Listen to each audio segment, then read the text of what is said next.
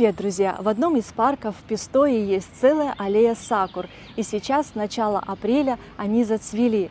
И в такой красивой обстановке можно встретиться с друзьями и выпить апероль шприц. Этот прохладный и освежающий напиток был придуман в 1919 году, но только спустя 100 лет он стал настоящим хитом и заслужил поклонников во всем мире. Его яркий оранжевый цвет – заслуга апельсинового концентрата. Сегодня этот напиток настолько популярен, что даже попал в книгу рекордов Гиннесса. В 2012 году в Венеции на площади Сан-Марко собралось почти 3000 человек для того, чтобы поднять бокалы с апероль шприц. Уже в Италии я узнала, что его не пьют вместе с пиццей, а подают с легкими закусками чикетти или кростини. Горькие ликеры отлично разгоняют аппетит. Именно поэтому этот напиток стал здесь культовым и пьют его перед обедом или перед ужином. Дорогие друзья, на канале нас уже больше 3000. Так как канал совсем молодой, ему всего лишь 2 месяца, для меня это большое достижение и большая цифра. Я благодарю каждого из вас за подписку, внимание и приятные комментарии. На канале я с удовольствием буду делиться красотой природы, архитектуры, а также интересными фактами о культуре еды, которые я узнала за время проживания в Италии. Так как живу я недалеко от Флоренции, обязательно буду делиться прогулками и интересными местами из этого удивительного города. В сегодняшнем видео мы посетим еще одну красивую базилику в городе Пистоя, прогуляемся по апельсиновому саду, заедем в по-настоящему тосканское место с кипарисами и оливковыми рощами, посмотрим, какие сыры и вино можно привезти из Тосканы, а также приготовим соус для пасты болоньезе.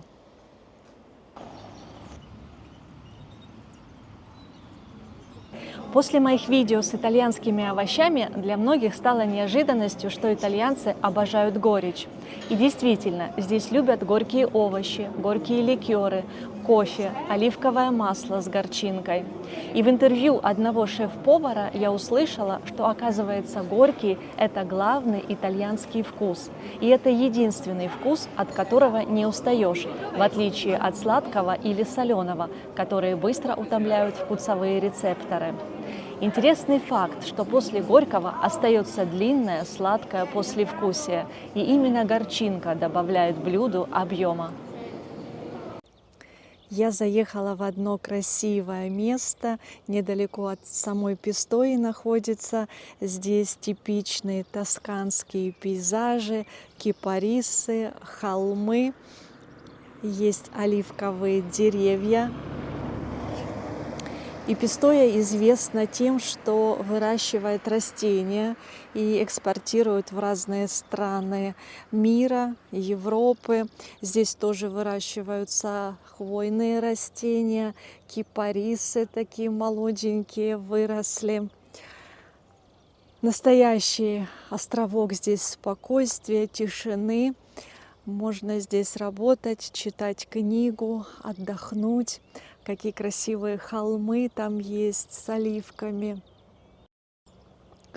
Свежая такая трава сейчас зеленая, все расцветает в апреле. Апрель – великолепный месяц для путешествий. Туристов еще не так много, погода прекрасная. Сейчас больше 20 градусов, нет ветра. Скамейка, можно отдохнуть с видом на оливковые рощи. Аромат здесь стоит такой свежей травы. И ручей здесь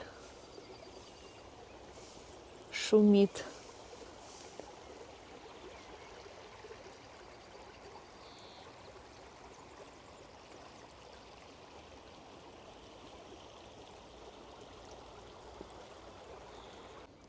Здесь оливковые деревья. Тропинка есть наверх, вот можно подняться туда.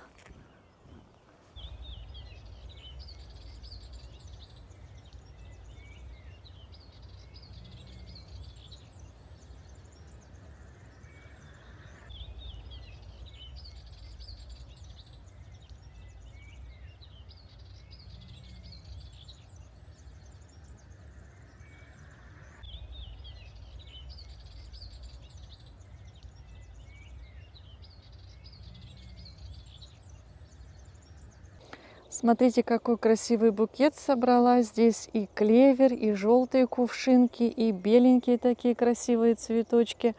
Какая елка тоже. Колоски такие пушистые.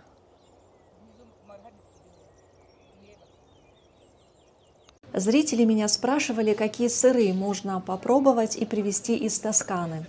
В Тоскане распространено овцеводство, и здесь ценятся выдержанные овечьи сыры. Этот овечий сыр Мона Лиза выдержан в настоящем гроте и в сене. Естественный климат грота позволяет сырам созревать медленно, придавая им особый и выразительный вкус. Овечий сыр Пекорино Тоскано – этот сыр известен во всем мире своим свежим и нежным вкусом. Разнообразие трав, которые растут на тосканских пастбищах, придают молоку особые качества. Сыр Качотто Тоскано производится из коровьего и овечьего молока. Это полумягкий сыр с закрытой текстурой без глазков. Сыр отлично плавится и используется в приготовлении различных блюд. Он имеет нежнейший сладковатый вкус, и чем больше выдержка, тем больше пикантность. Пасколи ди Пьенса – это свежий овечий сыр, выдержан около 30 дней. Имеет соломенно-желтый цвет, мягкую и эластичную консистенцию. Корочка его имеет красный цвет из-за обработки томатным концентратом. На вкус он сладкий и нежный. В прошлом видео из мясной лавки был сыр возле пармезана, и меня зрительница спросила, что это за сыр. Я его купила, чтобы попробовать, потому что он такой действительно отличался и немного сероватого цвета. Это сыр Пекорино Сардо из острова Сардиния. Вот такой выдержанный овечий сыр. Взяла на пробу. Пахнет уже, слышу. Немного, да, действительно, у него такой сероватый цвет, плотная текстура. Стоит этот сыр 35 евро килограмм. И купила еще, называется это в Италии сопрасата. У нас это как сельдельсон или зельц из свинины. Здесь мне он нравится, они его как-то вкусно готовят. Есть с специями, есть без специй. Вот так выглядит аппетитно. Тоже очень тонко его нарезают. Сыр правильно нарезать вот так вдоль, потому что самая вкусная часть – это центр. И если кто-то съест центр, то другому не достанется. Хрустит, как и пармезан, островатый, ароматный. Супер сыр. Здесь я как-то вам показывала, что должна зацвести глициния, и вот начало апреля, и она зацвела уже вовсю. Как красиво она цветет.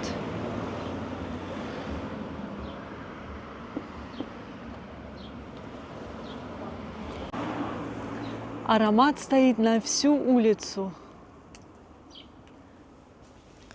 Глициния – это многолетнее растение из семейства бобовые.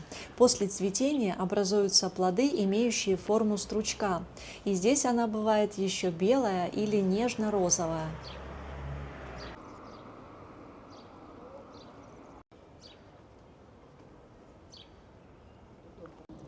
Эта базилика XIII века называется Мадонна дель Кармине. Выполнена она в редком для Пистои стиле барокко. От древнего здания сохранился только фундамент колокольни. Реставрационные работы были завершены в 2003 году. Работы включали реставрацию фасадов, колокольни, крыши и укрепление свода. Церковь имеет один прямоугольный неф, перекрытый цилиндрическими сводами. Внутреннее убранство выполнено в стиле барокко. Главный алтарь украшен мраморными инкрустациями. Эта церковь открыта очень редко, и если вам повезет и дверь будет открыта, посетите ее. За скромным фасадом скрывается красивое убранство. Вход в церковь свободный.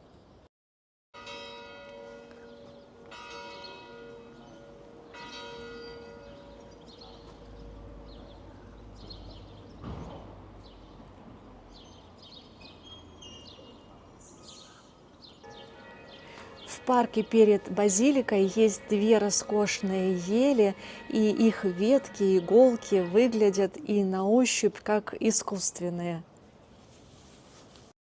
Интересно, что это за вид такой? Она как и не колючая. Вот как будто бы это не иголки, а листики.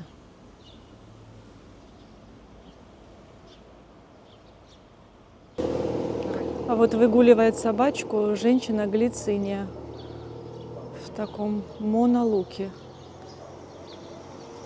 сиреневом. И собачка тоже с фиолетовым поводком у нее.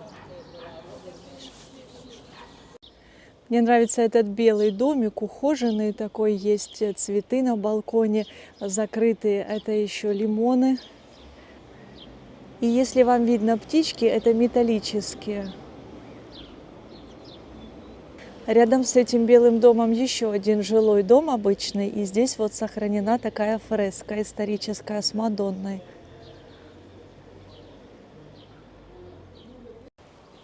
Аллея апельсиновых деревьев здесь.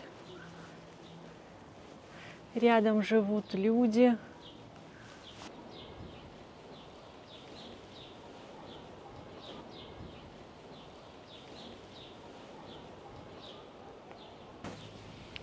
Цветы у них такие ароматные, вот беленькие.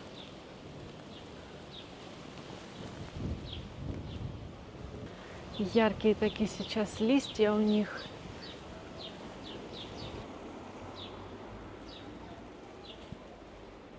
А это дерево с кумкватом.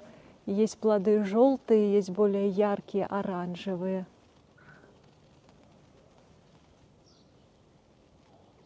Это жилой дом, и живут люди вот так за этим садом здесь рядом.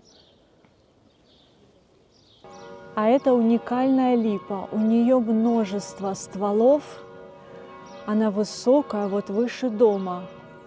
И когда она цветет, аромат невероятный стоит. У нее такое густое, насыщенное цветение, множество цветочков. И когда зацветет, я вам покажу. Здесь летом можно под ней спрятаться в тени.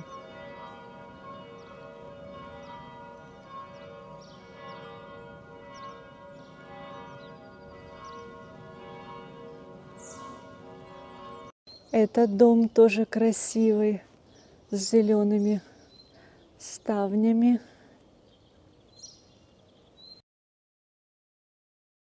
Зацвел сейчас также багряник. Я знаю, что у этого дерева есть несколько названий.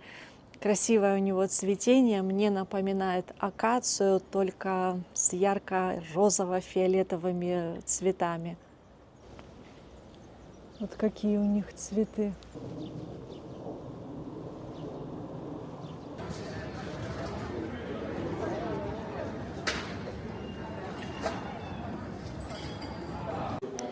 Это музейное пространство называется Палаццо де Росси. Здесь представлены художники, которые работали в Пистое с начала XX века.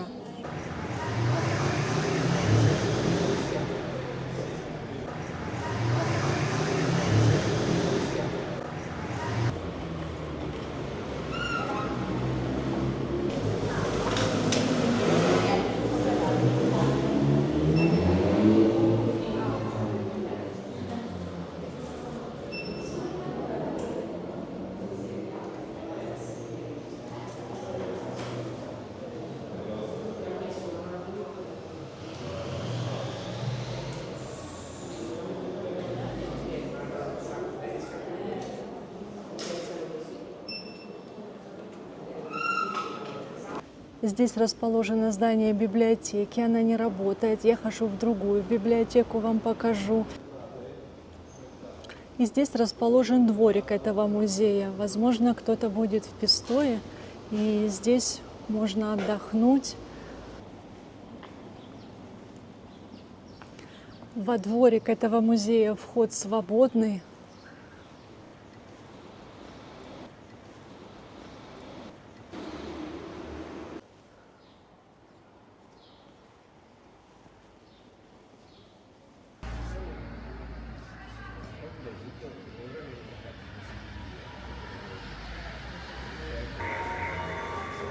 А здесь инсталляция люстры, и вечером она подсвечивается, как свечки.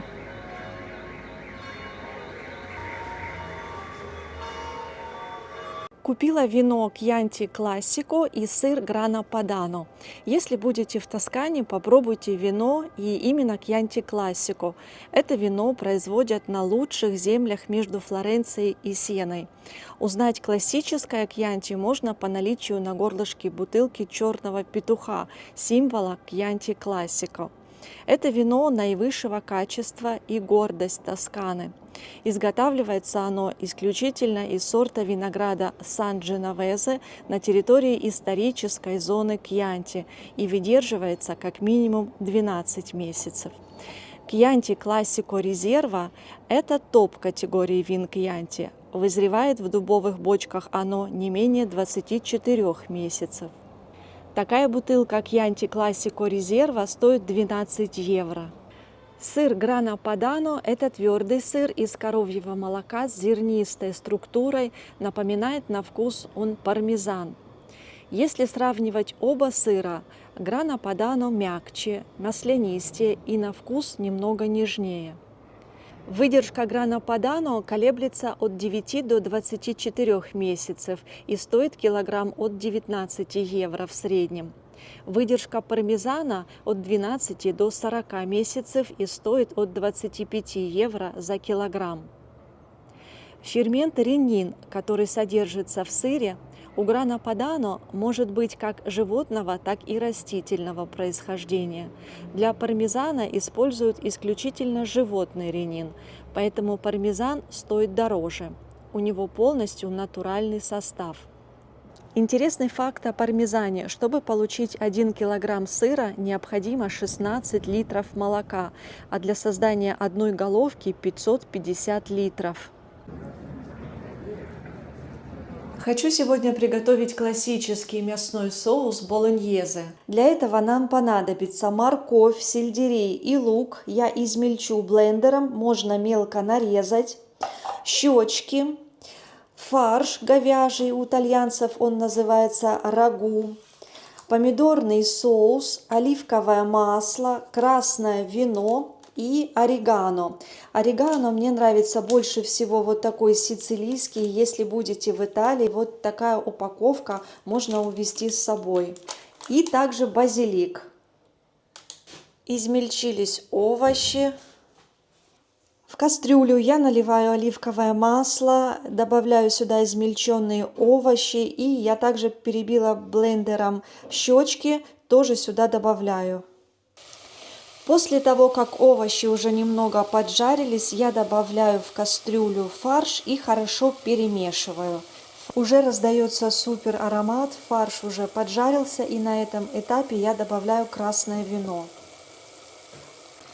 Когда алкоголь выпарится, добавляю помидорный соус и немного позже добавляю воды. На этом этапе добавляю еще немного соли, орегано, базилик, хорошо перемешиваю и оставляю на медленном огне на 2 часа.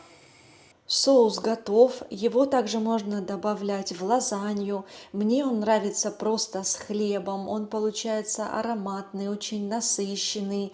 Еще можно его в пакеты и в морозилку. Паста болоньезе готова. Если кто-то по этому рецепту приготовит, напишите, пожалуйста, мне будет интересно. Друзья, благодарю вас за просмотр этого видео. Кто смотрит в выходной, желаю вам прекрасных выходных, а кто в будний день, легкой рабочей недели. И до встречи в следующем видео из Италии.